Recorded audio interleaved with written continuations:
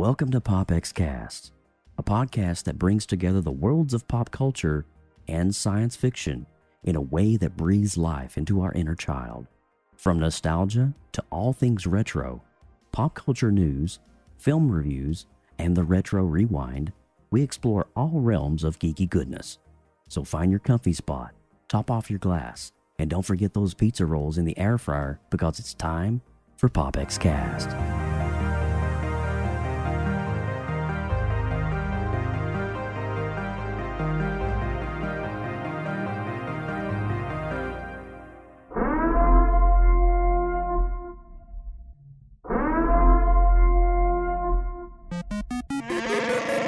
You are listening to POPX Cast, where science fiction meets pop culture.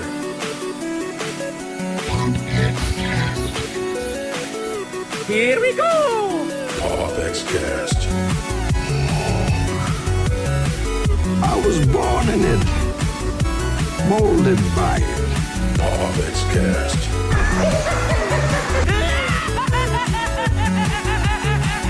No strings on me. Autobots, transform.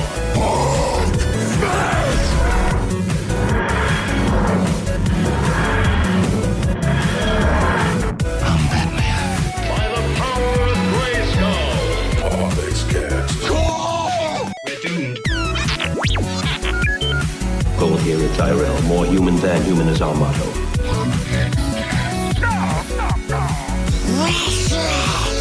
Here's Johnny. Never had a pet pony. Hasta la vista, baby. POPX Cast. Captain's log supplemental. Negasonic Teenage. What the I am the one who knocks. Excelsior! And there we are, Excelsior, everybody. What's up? Oh my God, Team PopX, come on in and chat. The water's fine. I just warmed it up for you. How so? I want to know the secrets. Do you want to know the secrets? Yes, please. Bodily functions. Oh, yeah. Better. You're welcome. You're welcome. Oh my gosh. It is so good to be back here on PopX Cast, episode 151 for July 13th, 2025. Man, we have such a cool podcast lined up for you all, and I'm glad that all members of PopX got to see Superman 2025 live in the theater this weekend, opening weekend. This one's important. We're going to be talking about it. We're going to be dissecting it, talking about our favorite moments, or maybe if there is any not so favorite moments. I mean, I on the second watch, I kind of liked it even more than the first watch. So, you know, I was just like you know, because first time you're absorbing everything and you're just trying to take it all in, and you really don't know what to expect. So now going back last night with the wife, I had so much time to just kind of sit there and focus on the little things. And there's a couple things that stood out to me, and I definitely want to, specifically at the end, that I do want to talk about, that I think there was a nice little nod to things to come. But Austin, how have you been, dude? You're going to be a house of 4 soon. Is what is up with that, dude? Yeah, lots of... how'd that happen? No, I'm just joking. Well, let's just say, look, Daddy can hit the target, all right? So, Daddy my can man's hit the target. Got some swimmers. That's amazing. My man, all right? Man we are... got swimmers. We're going to have a full house, man, and a full house of women, like all girls, girl dog. We got a baby girl on the way. I think that's the first time I've actually said the gender out loud to people, so I'm super excited. I didn't want to put you on the spot to make you say more than you already haven't said. So, you know, you heard it here first on PopX. Breaking news. Breaking news. And so that means I'm buying less clothes than I could have with a boy, which is fantastic. And so we were talking about that. Super pumped. Yeah. You're going to save. Yeah. You're going to save a lot of money. You're not even at Big Lots. Oh, I know, man. I know, dude. I know. I'm so happy for you, dude. Save money, live better. You know? Oh my gosh, that's so cool, dude. We've been following your journey over on YouTube. You are still killing it. I'm loving your shorts content that you're putting out. I'm loving your your Pittsburgh, Blitzburg, Berksburg TikTok that you're doing, dude. It is so good, dude. So good. I love your content. If you guys aren't following Austin on TikTok and on YouTube here and on IG as well, he's pretty active on X as well. So make sure you follow my man. Dude, you are trolling people hardcore on X. They were talking about, like, the James Gunn Superman is not like what they wanted it to be. And it's not, Austin just vanished out of the room. He gone. Yeah. Jeremy, how are you doing? I'm gonna, as I vanish, I don't feel so good, Mr. Stark. Don't vanish. Please stay seated. I will stay seated. That's funny, dude. That's funny. Hopefully the dog didn't chew the Ethernet cable at Austin's house. Oh, that would suck. Rough. That would suck. Yep. Yeah. So, dude, what's new with you? What have you been up to on Twitch lately? Same streak. Haven't missed a day yet. Is it a brown streak or a good streak? It's a slightly green streak. Green is good. Yeah. Green is good. Green's great. Well, yeah, just continuing the daily stream. Still trying to pump out stuff to get ready for the convention coming up in September. Okay. And I'm trying my darndest to get some spare time to finish off at least an ash can, so I have something other than just artwork. I can actually have like a book to say, hey guys, here you go, check out my stuff. Oh boy. Well, yeah. So, I you guys, if you aren't following Jeremy Stoltz Creations here on Twitch specifically, he streams pretty much nightly, anytime between like 10 or 12 he's on, depending on his work schedule and stuff. But he makes live art, guys. And if you want to have some good community, some good people, some good artists to connect with, make sure you follow Jeremy Stoltz Creations. And but we're trying to track down Austin Burke at the moment. I have no idea what happened to it. Wi-Fi went red. Fixed it. Daddy's coming back. Okay. All right. I figured as much. I think he spilled too much baby information, and they cut him off. They did. The powers that be did not like that. I don't think Grok liked that much. Anywho, but things are really good here in the Burke house. So, guys, I don't know if you could see behind me, but there's a little cage set up, and there's a little baby dog. 8.5 weeks old. Jeremy got to hear her literally crying for bloody murder as he came online. Jeremy, you got to hear the yelpage of the dog, the vocal pipes of the dog. And it's one of the best sounds in the world if you're a dog lover, because it's brand new. They're learning their voice. Yeah. It's great. But one thing that really sucks, though, is when you got to put her in the cage and you got to go take a good old-fashioned devotional. If you know what I mean, do you know what I mean by a good old-fashioned devotional? Yeah. It's your time on the throne, man. The throne. The porcelain throne. And you hear the yelpage, and it's just, you just can't concentrate on matters that need to be concentrated on. And that's where it gets a little perplexing. Welcome back, Austin. Hi, Austin. All I heard was put her in a cage, and I was thinking, I haven't done that with Madison in so long. It was a thing over our first year of marriage, but wow. I think she's been a good girl. So you unlocked that kink badge, didn't you? We got so kinky, man. Cages, Supergirl outfits. But it was weird, though. When I put it on, it did not fit my complexion. So it's I weird. had to take it off. It's during Scary Season last year, I had Alex dress up as Art the Terrifier. I didn't say no. I just imagine her chasing you through the house and you're screaming like a little girl. No, don't. Please that would be so hot. Stop. Will you film it? Well, it's somewhere out there. It's out there. Those Burke boys. We're bad. We are a special breed, Mr. Poffenbar. Yes, we are. Before we get on into the show, I want to give a huge shout out to Darth Baca, who was literally here waiting before we even came online. We got John Poffenbarger. We got Unicorns and Rainbows in the house. What's up, Unicorns and Rainbows? How you doing? What's going on? Wasabi. But I love both of those things. I know. I like unicorns and rainbows, and I like wasabi. So, yeah, I love wasabi. I do. I had some wasabi last night. We had hibachi last night, bro. Homemade again? Homemade hibachi?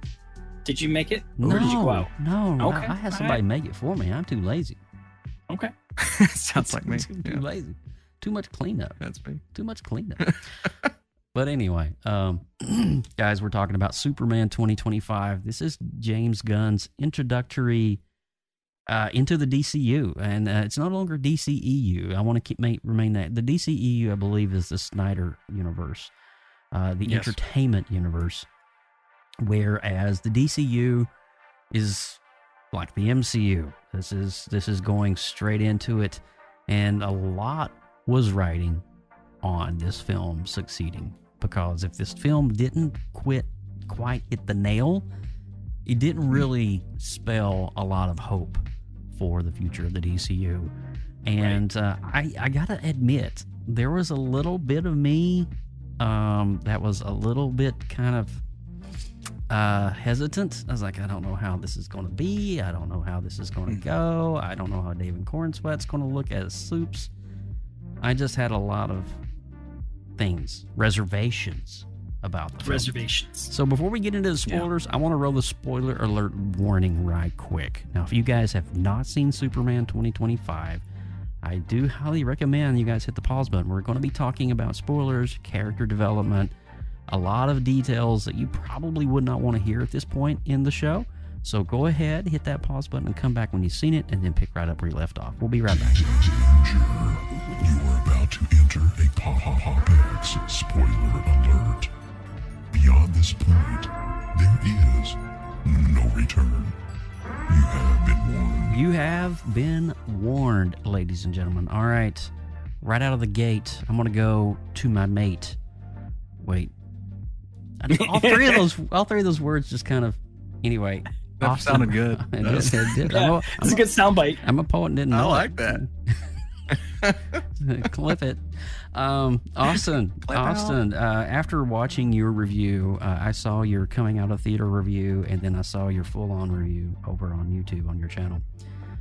What were let's talk about the big takeaways, the things that would just wowed us, like, oh my God, that is so good. What were some of those things right off the top of your head that you can think of that just kind of like hit the nail on the head in terms of James Gunn's directing and the vision that he had? Well, we're a comic book show. I mean, we really like to focus on the origins of the characters and kind of nailing that specific tone, which is what I expected James Gunn to do. I just didn't know how he would approach Superman differently than his Marvel movies, but I really enjoyed that tone. Yes. And I didn't know if that would be something that everyone was on board for. This kind of, established world where crazy things are happening. Kaijus are destroying the city. People are taking pictures and video on the ground. And the entire time I'm watching this, I'm thinking, this is like straight out of the comics type of imagery. You have the unimaginable that doesn't seem unimaginable to everyone involved. It's very self-aware in that way, which I really appreciate. And that's very different for Superman, because we've had Christopher Reeve, the first time seeing a man fly, a being so foreign to this world, this universe, and he's the only one. Let me pause you. Yeah, go ahead. You just recently watched this over the weekend, did you not? Now, yes.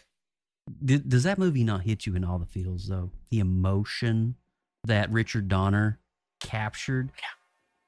God almighty. I haven't seen it in, I think it's 12 years. It was the last time I watched Superman, and I felt bad kind of downplaying it over the last 12 years, because it really did. I mean, it is my favorite Superman movie now. I've been saying Man of Steel for a little bit, but it's hard not to go back to that 1978 film and really just soak in all of that goodness that people were getting watching it on the big screen for the first time at the time. And it's a film that ages beautifully and gracefully. It really is. And so that's its own beast, right? We've never seen anything like that. Man of Steel comes along, grounded, dark, other heroes, but doesn't take that lighter comic book tone. Superman is the best of all of those worlds, but really approaches it like a comic book, kind of like, and I've been comparing this all weekend, the Justice League animated series, Superman: The New Adventures, like that approach, which I think is really cool for live action. And it does hurt it on occasion, making it feel kind of like an episode rather than a movie. But all in all, it helps this movie accomplish what it needed to accomplish. And I think that's what stood out for me the first time watching. Yeah, it's really interesting. I think the moment the opening title and you see that vintage Superman from Action Comics #1, where it's the vintage drawing, and you hear that dun you just hear that famous John Williams score just come. I don't even want to try to do it. Dun dun dun dun dun dun dun dun dun dun dun dun, and you just hear that, and I'm like, oh my God, this is grounded in DC lore. James Gunn knows exactly where he's at right now, and I don't think you could. I don't think you could do this movie. You got to pay homage to the old school fans like myself and you, Austin, and Jeremy, who, I grew up on Reeve, as my Superman. And audiences are going to immediately connect with that because they know the moment those few notes hit, it's iconic. It's John Williams. And I love the fact that we're just right in the middle. It just opens up and we're right in the middle of a battle, like right in the middle of it. And I love the opening dialogue, which is not even really spoken, but it's just like 30 years ago, an alien craft landed in Kansas, and it just goes through, 3 months ago, there's war between Juniper and Baravia, and all these it's just kind of, it's giving you the movie within, the threes. 35 years ago, 30 years ago, 3 months ago, 3 weeks ago, 3 hours ago, 3 minutes ago. And so it's going all the way down. I like that. It kind of gives it a Star Wars vibe in a way. Do you remember watching Blade Runner? How Blade Runner would always give you that really creepy music, and then the red lettering would come up. Replicants were here to replace mankind for work and offload worlds. Yes. It reminded me a little bit of Ridley Scott. Like there was some Ridley Scott vibes in that opening scene, and I really loved it.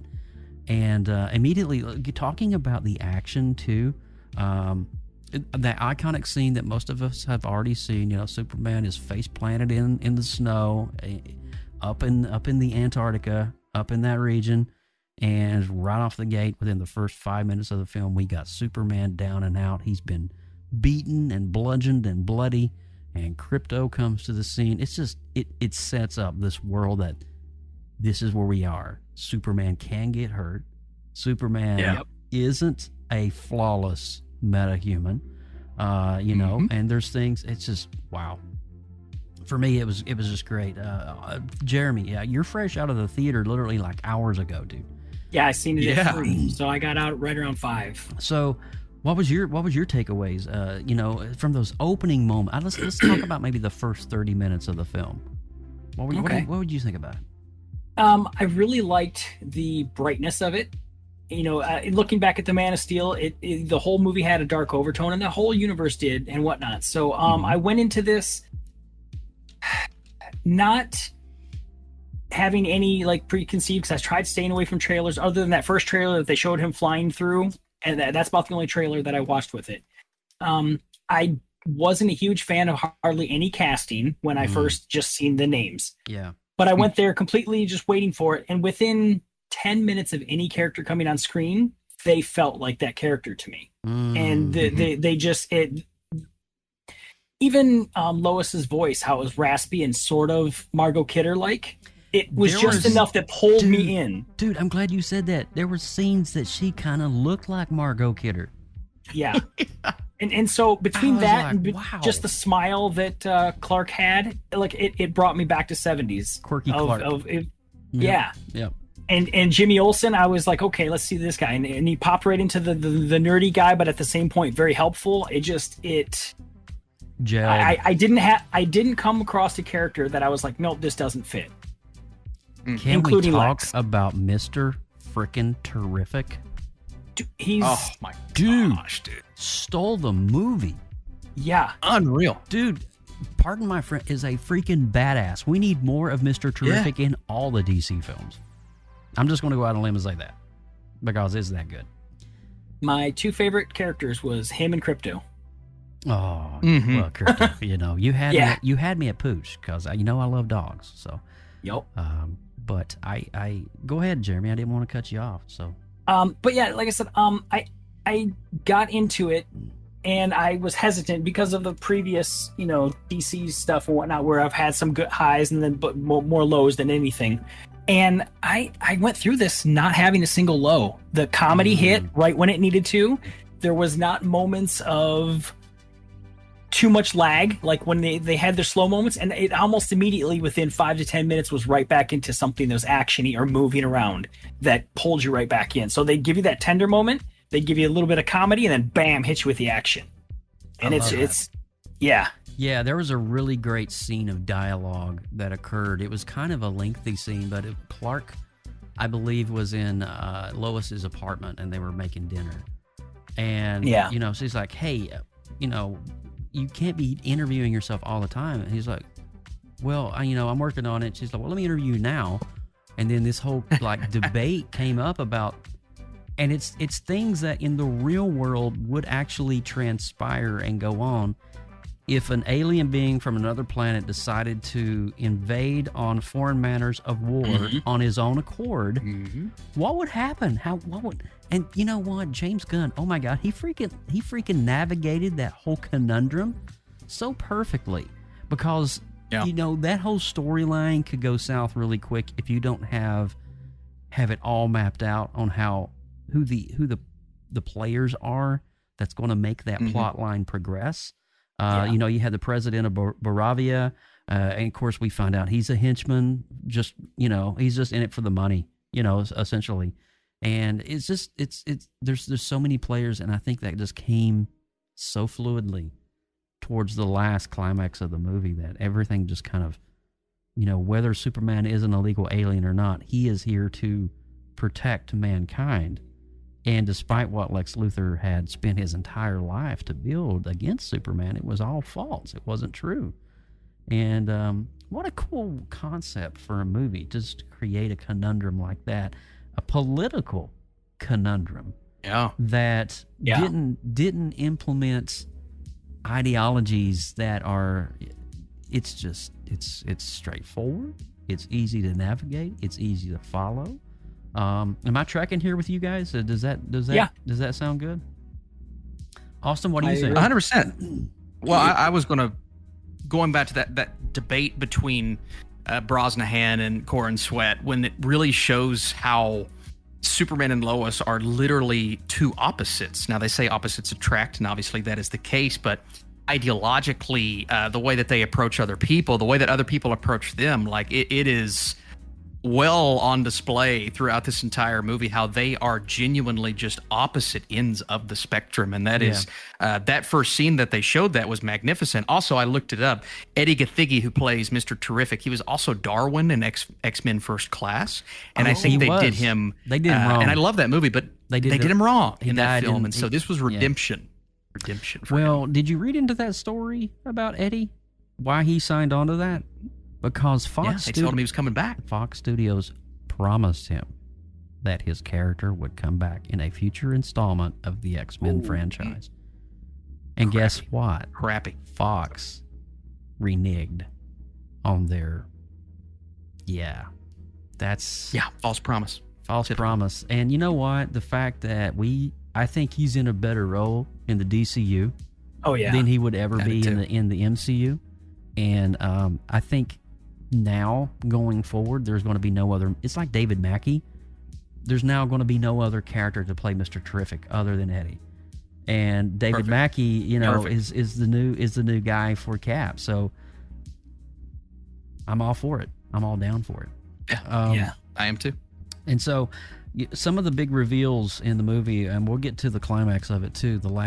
We'll talk about the last 30 minutes here shortly, but I just kind of want to talk about some of those narratives that were driving Lex Luthor and why we hated Holt so much, who was the one that was playing the role of Lex Luthor. This is a different kind of Lex Luthor that we've not seen. This is a Lex Luthor that's playing the political game, is playing the warmongering game.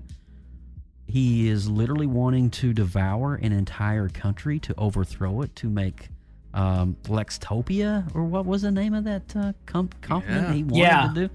And I'm like, wow, that's deep. Like that.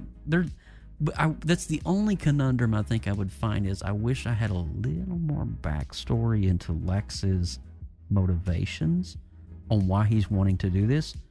And I think if they would have just spent a little time, just 5 minutes of a narrative of a backstory of Lex in maybe after the first half of the movie, just kind of do a little like, why is he motivated to do this so much, and why does he hate Superman? He comes out and says it in the film, hey, he's an illegal alien. He can do whatever. He's here to dominate and rule of us. And he wants to just basically, have dominion over all mankind. That is a good selling point, but I think there needs to be a little more motivator behind that. And I think for me, when I was looking at it kind of on the second viewing last night with my wife, that was really the only thing I could find was what was the motivator for Lex. He's got power, he's got fame, he's got all of these like arms deals that he's got everything he could. He's got the Pentagon at his beck and call. Where's the driver? And we all know Lex Luthor in the comics and in all of DC. He is this massive behemoth of a character, and they haven't even begun to explore his capabilities yet. But he is this monumental character type. And I think in the confines of the 2 hours and 10 minutes of this film, I think we got a good glimpse of that. But that was my only gripe. How do you guys feel about it? Is that plausible? Is that just I'm just being stupid? I don't know. Now, a little more backstory would have been nice. He mentions it briefly. Like, I've just been doing this for years. I've been following him and catching stuff. So he's had the grudge, but we don't know why. And two, he's got the hair follicle that he used to clone him. And so in the opening fight scene that you see with the iron of Boravia, am I saying that? Bavaria? The hammer. The hammer of Boravia? Is it Boravia? I think. I think so. Boravia. That sounds right. Boravia, I think. Boravia, yeah. The hammer of Boravia. And you hear him like, B-36 and P-95. And, it's just all these, he's studied every single combat repertoire that is in Superman's brain on how to counteract certain moves. And that's what I was meaning by the backstory. Like, where did that come from? Like, why was he wanting to study Superman so much? Yeah. So, but yeah. Well, I was going to say this version of Lex, he's not, deep voice and imposing like Clancy Brown's Lex Luthor, but very similar to Clancy Brown's Lex Luthor all throughout those animated shows and movies. It's very, not only do I want to take down Superman, but I also want to rule the world. It's like this, how he becomes president in Justice League Unlimited. It's very much that vibe, which is a vibe that I am so much more on board with compared to Jesse Eisenberg's weird, quirky Riddler version that I did not like whatsoever. But Holt, I think, has a good presence about him. But I'm with you. I think not only James Gunn's infatuation with control rooms, because that was a big Guardians of the Galaxy Volume 2 plot point, which was pretty funny. I'm like, oh, this feels like Guardians 2. But I also kind of needed more like, he has all of these minions that are following him. He has everyone obeying every command. And I understand the movie conveys that well, but I needed more of a reason to buy that other than the movie just telling me, oh, this is the case, so you have to accept it. Now, that comes with the territory of not doing an origin. Like that's kind of what James Gunn is. That's a risk he's taking here. It is a risk, but at the same time, it's not a huge deal. It didn't impede on the character. Holt isn't my favorite Lex yet. I could see a world where he becomes my favorite Lex, but I would say I think Rachel Brosnahan might be the best Lois I've ever seen. I think she is my favorite version of this character. Rachel did a phenomenal job, and I think it was stellar casting all around. All around the board. And it is funny that you picked up on that as well, Austin. And we have similar ideas and concepts, but from kind of a different perspective. And it's interesting that we kind of thought about the same thing. It is a risk, You're diving right into the action. The world has been established. This is what it is, and you got to take it at that. And, James Gunn, that's pretty much the summarization of all three of the Guardians of the Galaxies. When you go and you watch them, even the Suicide Squad, this is the villain. These are their guys. And, you know, I'm going to take for the fact that you've read a comic book or two and you actually know what the heck's going on. Yeah. Yeah. So, you know, it's like you're diving right into an issue of like season 1, episode 10, but that ends up being the best episode of the season. It's like that, which I kind of enjoy. I think that's cool. That's a cool approach. It is. And two, anything you want to add there, Jeremy, to the conversation? I was a little confused by adding in some elements from the previous universe into this one, specifically Peacemaker. Yeah. Well, that's James Gunn's baby, though. Well, like I said, I like it, but he was also had the Justice League at the end of his season. So, which that was a little, you know, that's the only thing. And then Rick Flag as well. You know, that's from the same, you know. So again, but I liked that they added the character and moved him on. And the only other thing is the teleportation stuff that he was using to go between the portals stuff into the pocket universe. Yeah. Those are boom tubes from Apocalypse, correct? That's what it felt like. That's what as soon as I seen it, I was like, it's a boom tube. And so is that a shadow for what we're going to get later, you know, because we'll get or has that already happened? Yeah. Oh, true. Ooh. Yeah, we did have 30 years, like they said, so we could have already had Apocalypse. I don't know. Yeah. The Hall of Justice. Cincinnati, Ohio. Cincinnati. So happy to see that. That was iconic when I saw drive by the building all the time. Do you need to go by and do a selfie in front of that place, Jared?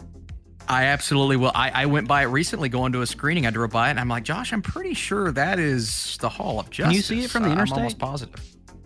No, I think you have to kind of go on like one of the side roads, it's kind of out of the way, but it's actually on the way to my theater. But that it's I an normally active train station, right?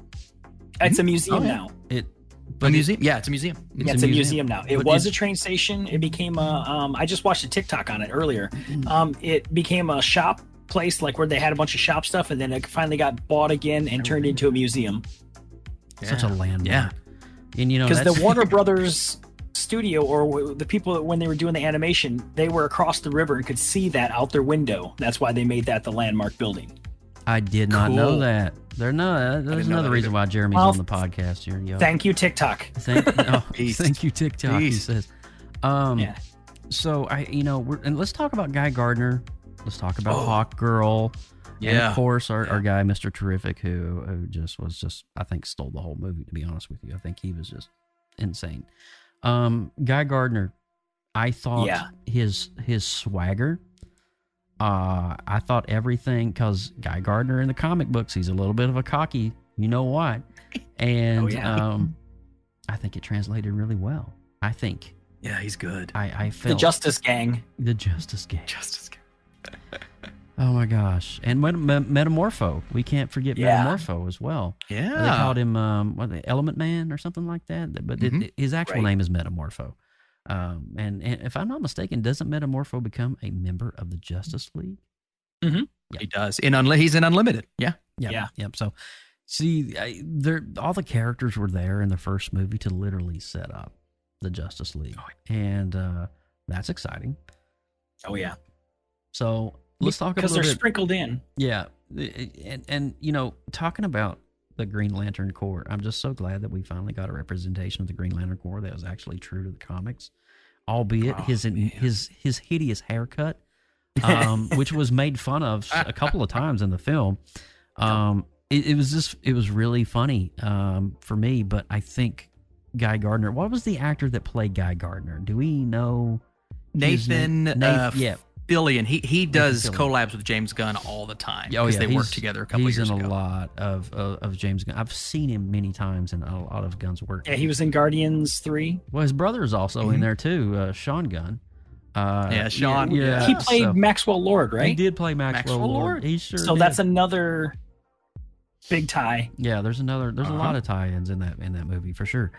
But I think Guy Gardner for me was another one. It was just, he knew what he could do. He knew his power. Yeah. And there was no stopping it. And the fact that the Justice Gang was allied already with Superman, and that friendship and relationship was already established.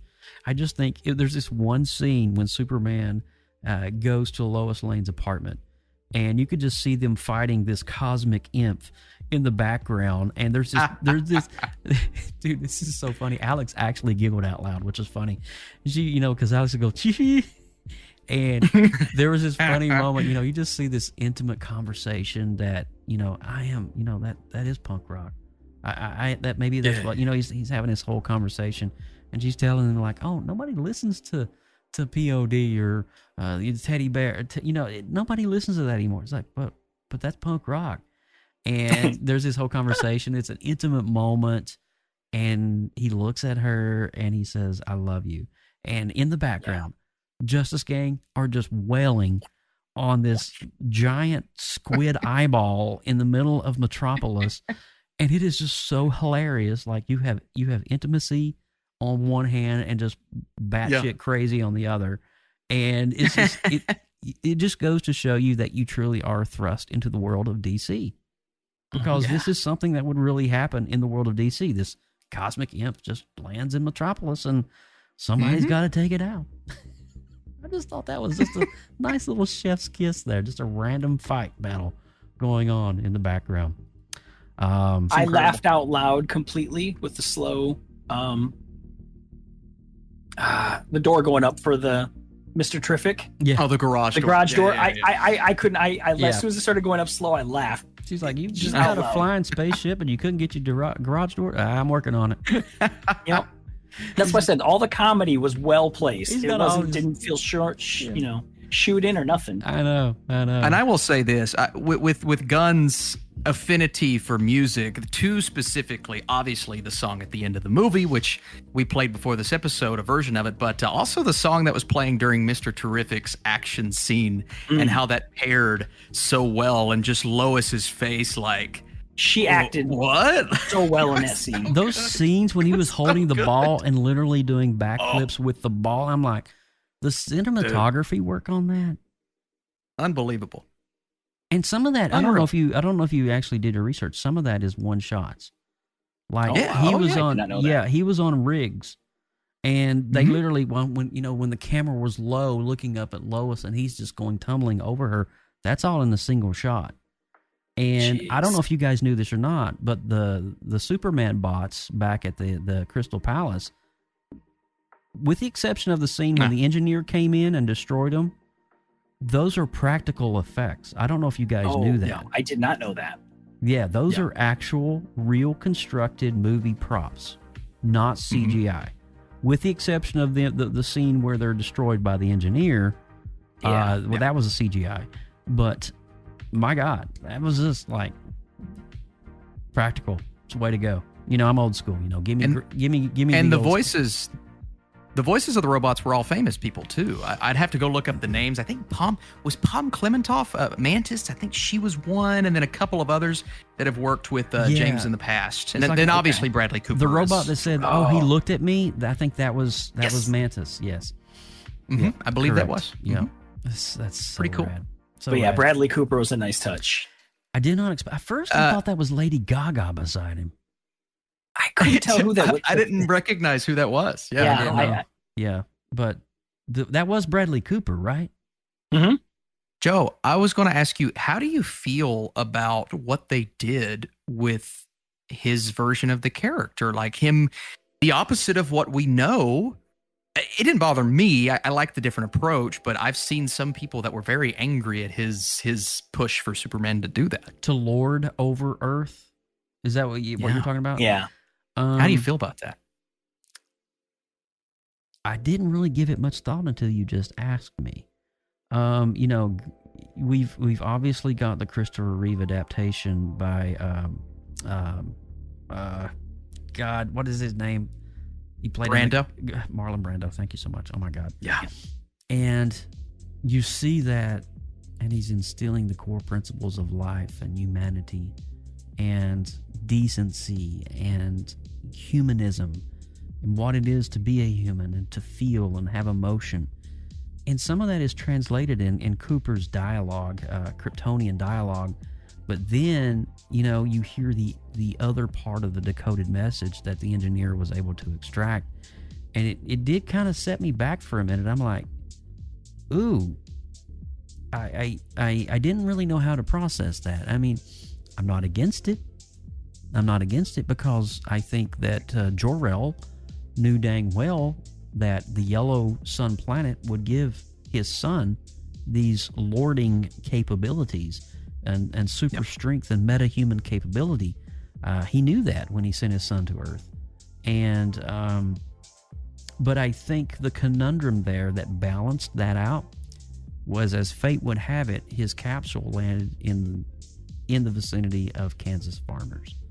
Yeah. And instead of, in another universe, if Kal-El's capsule would have landed in wealth and fame and power, how would Superman be? You would get more of an injustice type storyline. You know what I mean? Where Superman goes bad. But where his capsule landed, I mean, you seen the movie Brightburn? Yeah. Which was produced by James Gunn. You're right. I forgot about that. Yeah. It wasn't directed. It was produced by James Gunn. But it shows an alternate reality in where Kal-El's capsule goes to this, and instead of being good, he kind of goes off the wall. But I think, too, that is the counter. Landing the plane, my thought, I think where he landed is the one thing that actually saved his humanity and what he had as a soul, and gave him life principle and purpose. Being raised in the humble environment of farmers, going to high school, going to college, experiencing farm life and cows and things like that in Smallville. It really gave him roots, so to speak. Yeah. And, does Jor-El's words of lording over apply when he's had the upbringing? Probably not at this point.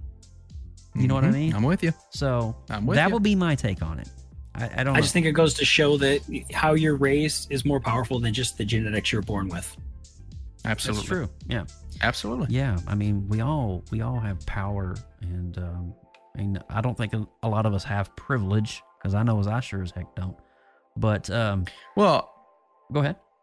You got just the idea of, I think, Pa Kent's words and how he instills that. And then the idea of Superman, obviously he gets taken down a couple of times with the clone storyline, and we'll talk about that in a second. But he's this all-powerful being. And so it's like, what can he deal with physically? Well, let's make him deal with some things more on an emotional side. And I believe that conundrum that they give him, like, what was I really sent here to do, is this turmoil that we've not really seen with the character before. And so I thought that gave him an awesome, like, I'm torn. I know what I'm supposed to do, but what does that mean for me? Everything I know is a lie. And that's something we've never seen Superman struggle with before. And so, yes, it is different from what we've seen, but I also thought James Gunn took another risk. I think this is all about taking risks and giving him this thing that is tearing him apart internally, which was really cool. So I'm with you. Yeah, his I like seeing the faults. His human side was struggling with his Kryptonian side. And and I think at the end of the day, we as the audience, and I think him as the character Superman, realized that, he is definitely not here to lord over Earth. And even I go back to the scene where Superman and Lois was in her apartment, and she was doing that interview, and he was like, people were going to die. Yeah. And you saw at that moment his heart. It wasn't, he didn't give it wasn't that he didn't give a flip about the people. It doesn't matter what country, nationality, creed, or race they were from. He saw humans as humans, and he didn't want more humans to die out of an injustice. You see what I did there? Yeah. Anyway, so let's move on. We've talked about, Hawk Girl too. I mean, she only got a few scenes in there, but she kind of had some attitude, had some teen angst going on. I like the screaming whenever she was attacking, the Hawk scream. Yeah, that was cool. Yeah, it was. You knew she was there before she was there. Yeah. I thought that was a nice touch. I really did. And it definitely added to the character quite a bit. It kind of reminded me of the scream that we saw from X-Men, from Banshee, when almost the same kind of sound effect when Banshee would scream and he would hover over the water and fly through X-Men First Class. I like that. So I was definitely on board with that and that character development as well. Let's talk about the Superman clone. Is it or is it not? Is it or is it not? Do you think this character can come out of the black hole and be the anti-Superman character? Bizarro. Do you think it's a possibility? That's what I think. I think down the line, he'll be Bizarro. He has to be, because that makes so much sense. Luther said that he doesn't. He's dumb as a rock, but he listens to every command I give. Yes, Bizarro doesn't have reasoning or law. He's kind of a dumb character, you know. But he's matched in equal strength and power and agility as Kal-El. And so the moment Ultraman took his mask off, and we always we kind of knew right off the gate Ultraman's a masked character. He's actually the hammer of Baravia. He's actually playing this role to create this uproar between the two countries, right? And when he took the mask off, when Kal-El descended back you know the scene, Engineer puts the microbots into his lungs and he can't breathe, so he goes up into space and the deceleration. Anyway, you've seen the movie at this point. Hopefully you already know what I'm talking about. But he takes the mask off, and it's revealed that it's David Cornsweet again. He's playing himself and a clone thing and a cloned. But the first thing I was like, Bizarro. That didn't cross my mind. So you did good. But Bizarro was created. Now Bizarro is not a robot. He's an actual flesh human and maybe when he comes out of the black portal, he'll have the scarring and the dead looking, because you kind of, if you know, when Superman had the kryptonite poisoning that Metamorpho was creating, did you notice his face kind of looked like Bizarro a little bit? Yeah. Oh yeah. I was like, holy cat, it's like, whoa. So maybe, you know, in a future adaptation, we'll see him come out of the black portal. He's all scarred up for life, and he's the alternate Superman. I don't know. Be cool to see. We're getting off the rails here, but the climax of the film, you got this rift that Lex Luthor has opened up into the city of Metropolis, literally tearing the entire city in half, and it's up to Superman to stop it, but yet the war crisis is going on, and he can't be in two places at one time, which creates another conundrum. And now we're thrust into this battle, and the Justice Gang steps in on behalf, and just really from the battle scene with the middle fingers that Guy Gardner was throwing up. Oh my God, he's so awesome. Cocky. Yeah, Superman couldn't make it. You got somebody better. Yeah. He's like, we got you, kid.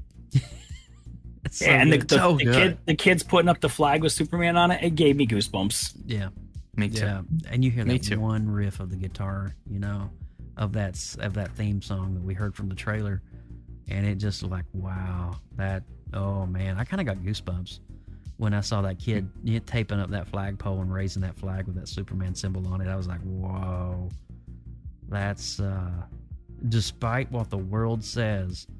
In the eyes of a child, they find hope in Superman. Unreal. Think about that. Unreal. Yeah. I like how all the people, as soon as they heard the message, they started turning on him. But Lois never even wavered. Yeah. She didn't go, is it real? Is this? She just immediately was like, Clark, what do you need? Yeah. It was never. So that right there, it was nice, solid for, Yeah. And I think is it Eve, which was Lex Luthor's deranged girlfriend who unwittingly linked a random cat. Who I'm surprised that's the first one. You know, it was crazy though. She leaked all the details of Lex Luthor's, and she'd been taking selfies in front of everything he'd been planning.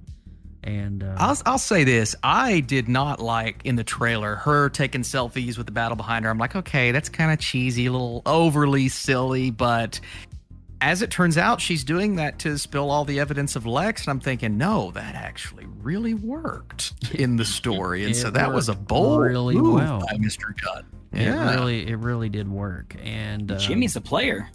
Jimmy is a player. Jimmy, my boy. Jimmy. Yeah. Do we figure out the last name of Eve? Was it Tessmacher? I would assume that's what they were going for. No, I think Because I think Lex's it was. Should've girl, been. I was sitting there thinking, I was like, Tessmacher would be a great last name for this character because Miss Tessmacher Yes, in it the would. original Superman was kind of a little bit of a bimbo as well. So Yep. I agree. Yeah, Jimmy, what they did, it's that classic trope of he shouldn't be a guy who attracts all the women, but you could see those girls in the Daily Planet. You could see his previous like that was such a good joke. Jimmy's a bit of a player. Jimmy's a He's bit a- of a player. He's a player. He's got it going on. So we've got some now. We've talked about the highlights and the moments that we love, but we kind of dabbled on this at the beginning. And there's one closing thought I want to leave for you guys as well, and it's something that I picked up on from. There was kind of a press release, a tweet or something on Reddit that I was reading that James Gunn included. I want to talk about that too right at the last. But let's talk a little bit about the things that we didn't like. I mean, I know there was some issues that we didn't really agree with on Lex's backstory and all of that. Was there anything else in the whole the climactic battle? Was there things that just didn't seem off? And I gotta be honest with you, I'm gonna answer this first. I didn't really find a lot of flaws in the epic climax of the film. I didn't really. I mean, the music was great. The CGI work, oh my god, Phenomenal. Yeah. it was just The final fight with the Predators. God Almighty when he went off with the lasers. And then you see this one scene, the rift is coming up and there's this massive tower and the tower comes tumbling and he lifts it up just before it gets to this woman in a car. And as he moves her out of the car, rising up from this dust cloud, you just see this like lens flare and then soups just coming up right through the middle. And it was just, I was like, that's a shot. And that's actually the shot where the poster came from, where he's rising up in the colors. But I thought that for me, I think the final battle, it wasn't cheesy. The CGI was on point. We got resolve. We got resolution. The war was fought and won thanks to the Justice Gang. And, of course, Lex Luthor, all of his plans were divulged thanks to the Daily Planet and Jimmy Olsen. It just, everything came out. And Luthor's world come crashing down, and the truth was finally out. I thought all of that encompassed. It was rewarding.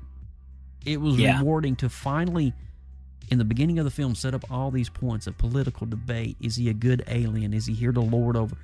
And finally, you see the finale of it all. And I'm like, I really can't find a lot of fault with that. I can't really. Yeah. What about you guys, Austin? You got any takeaways on that thought?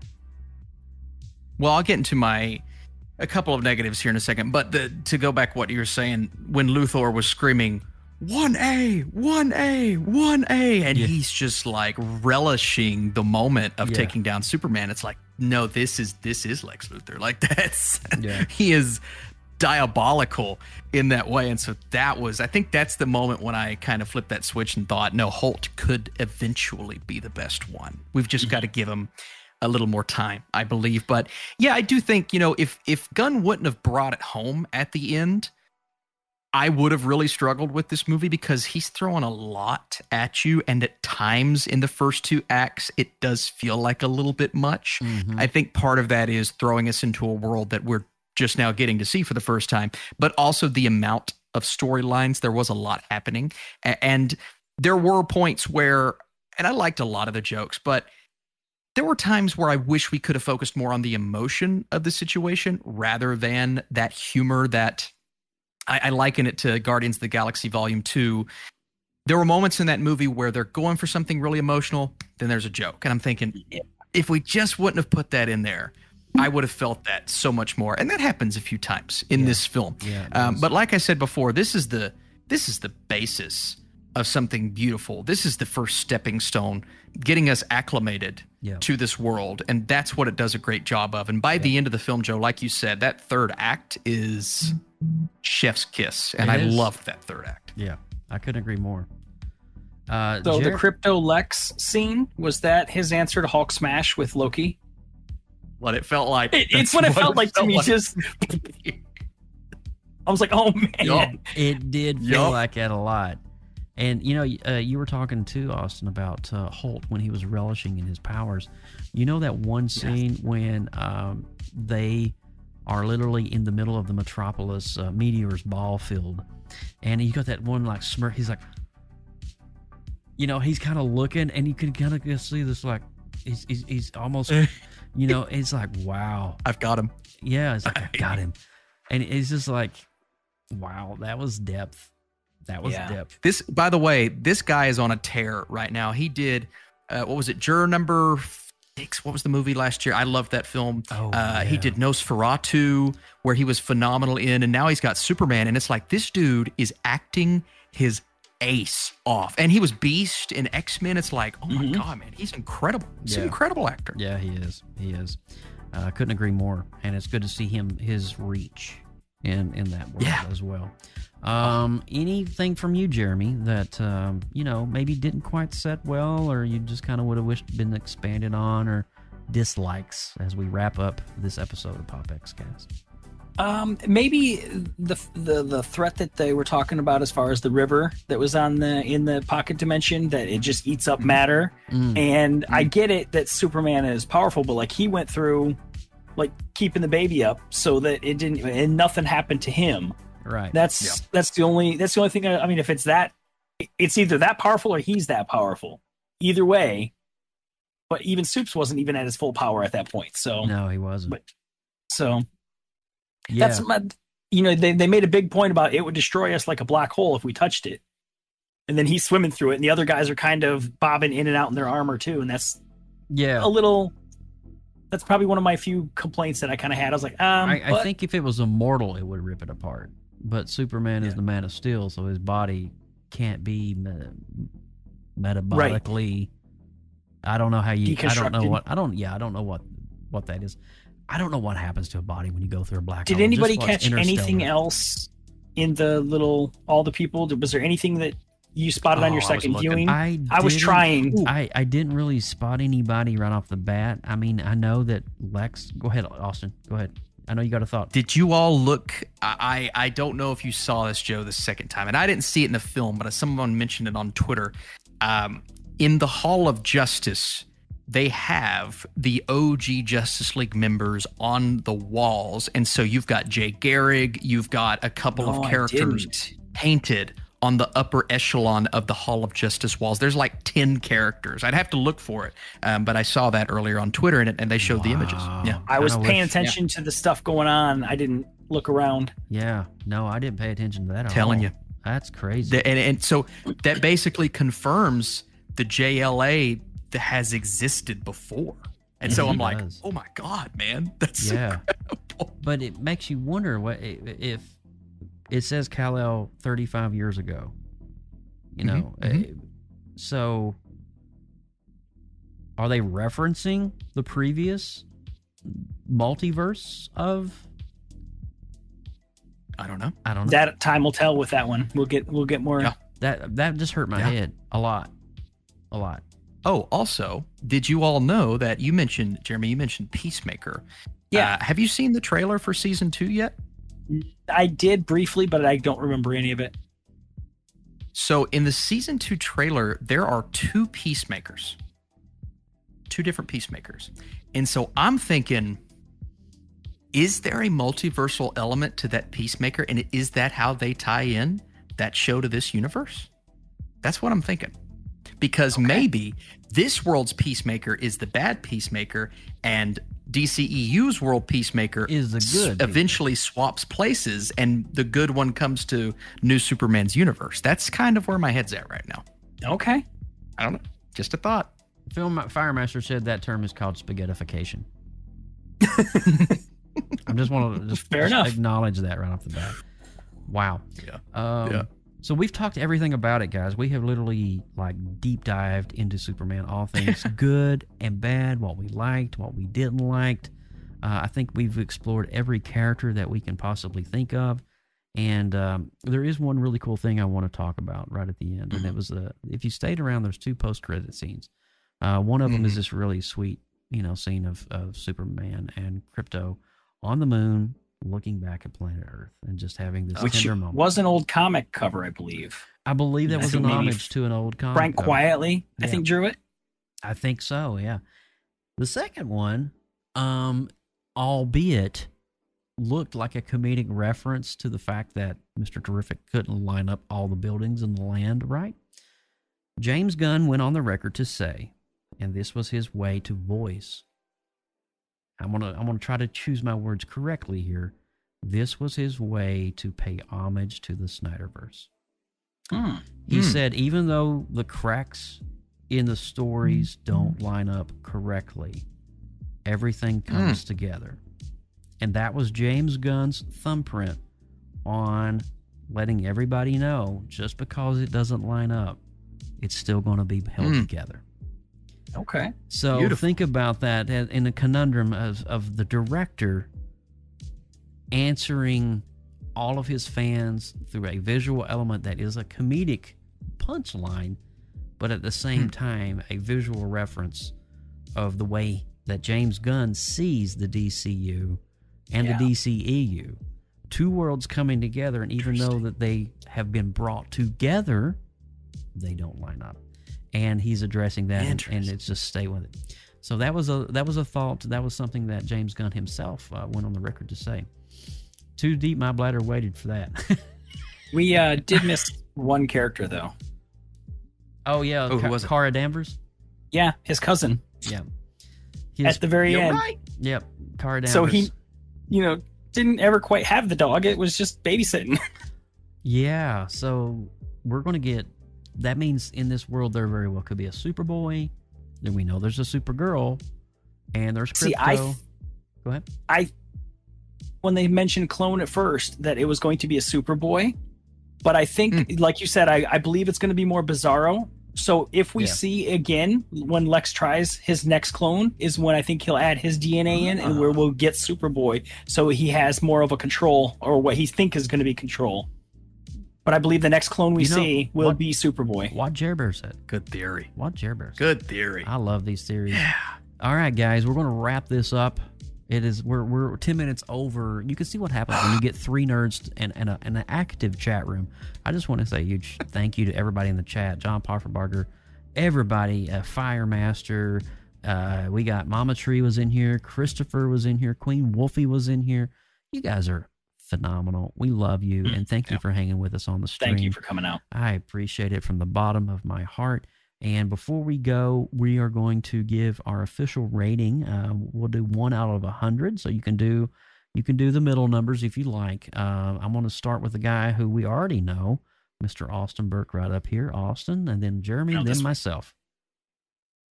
I'm going the big 8-0 and 80% locked into my top 10 of the year so far. It is a really just the best version of what we could have gotten, and I believe James Gunn has a great handle on this universe already. So I'm super pumped to see more, and I think what we could get down the line could continue to get better and better. I agree. And before we go to Jer Bear, so Austin's at 80. Chat room, we would love to hear what you rate this. On 1 to 100, if you have seen Superman 2025, what would you rate the film? What would be your score if you were sitting in the chair right now with Team POPX? Jeremy? I came out of the theater with an 87. Nice, bro. It like I said, it gave me the right feels. It made me believe in the characters. And I can't say that again about previous characters in the Snyderverse. There's some that I just they didn't feel right to me. Yeah. So every one of them, like I said, popped and got me excited, made me feel hopeful. And if the next one out of the gate from James Gunn is even half as good as this, Marvel's in trouble. Well, I think like that's that. I think that's the plan.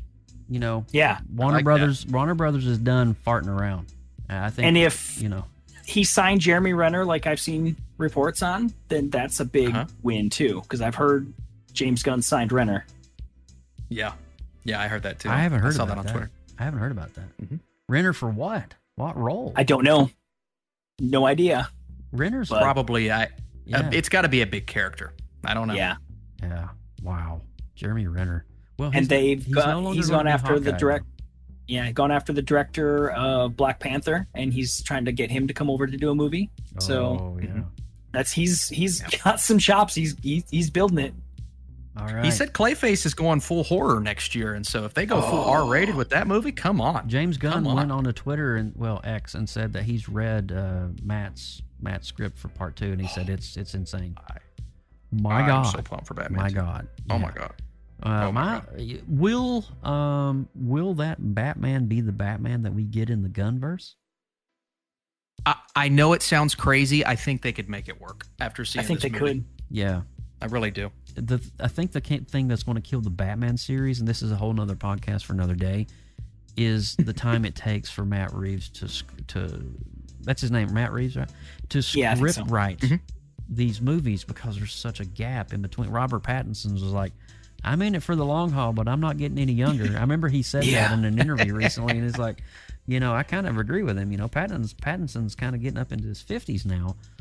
Yeah, boy's getting old. You got to think about it. It's like Keanu Reeves trying to reprise for John Wick 5. I mean, how the heck's that going to go? I don't know. But anyway, Ballerina was amazing, by the way. And I do want to say this in closing. If you guys aren't watching season 4 of The Bear right now. Oh, yes, loved it. Oh, my God. There's so many cameos. Brie Larson's in it. We got, dude, there's so many That's my heavy favorite hitters. episode, by the Oh, way. my God. That family episode, it's insane. Oh, beautiful. All right. Beautiful. Alrighty, Mr. Blu-rays coming in here right at the last. All right, so you gave it an 87. I'm going to give it an 84.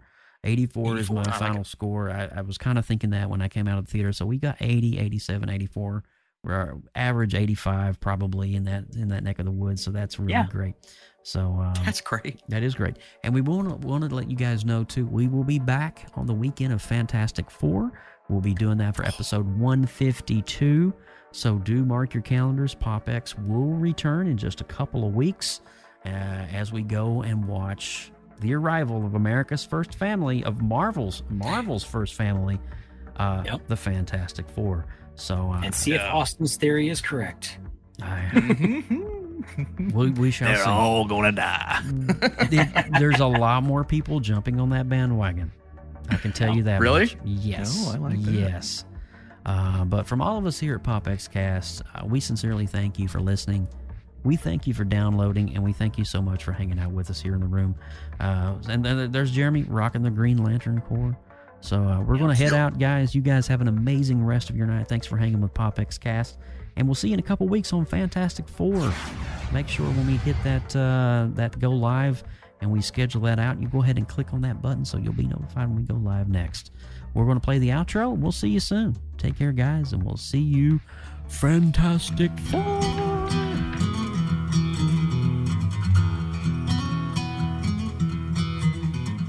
From everyone at PopX Cast, thank you so much for listening. Please subscribe to our YouTube channel and click that notification bell so you know when we go live next. Drop us an email, popxcast@gmail.com. Throw us up a like on Instagram and all those other social media outlets at PopXCast. Until next time.